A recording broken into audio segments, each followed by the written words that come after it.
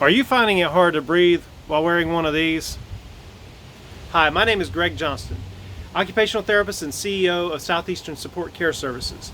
Today I wanted to bring to you sort of a public service announcement of sorts. In the past few weeks, my therapeutic activities have picked up. I've been working with a lot of children who have very challenging behaviors, and in some of those sessions, the physical demands on myself have been pretty intense, at least more intense than what I've been used to up until the last few weeks.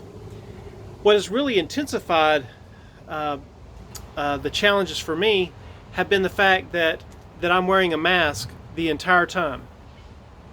Now, the reason I say that this is sort of a public service announcement is I want to bring to your attention something that I realized when I started doing these intense therapy sessions where I could not get my breath. I realized that wearing a mask, either like this one or the more traditional surgical type mask, any of them, what I've noticed in myself, and I've tried several of them out, is that it's training me to be a shallow breather.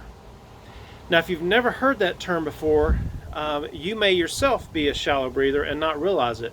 And what I mean by that is, for our systems to work most effectively, we need to be deep breathers. We need to breathe from our diaphragm, and that means taking in deep breaths and then letting the breath out through our mouth. So you take in a deep breath through your nose, and then you let it out. And what you would notice is, if you're doing it the right way, is that your belly expands as you're taking in these breaths.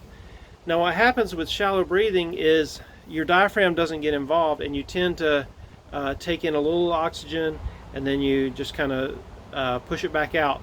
And the reason this is an important issue is, have you been a little more stressed lately? Have you been a little more fatigued? Well, part of that comes from not taking deep breaths. Deep breathing is used by a lot of people as a calming strategy because it is a stress reducer.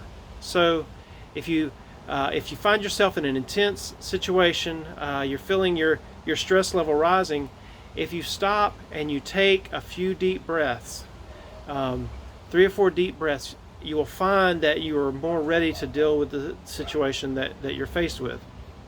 So it reduces your heart rate, and it also allows you, if you're doing physical activities like I described at the beginning of this, it allows your body to operate more efficiently. If you are shallow breathing, you are going to have a hard time reducing your stress. You're going to have a hard time being efficient because your body is made to take in the oxygen, expand your lungs so that you can do the things you need to do. So what I would advise you to do is, unfortunately, these things are a reality right now, and to protect the people around you, it's important for you to wear them, especially when you're in close quarters.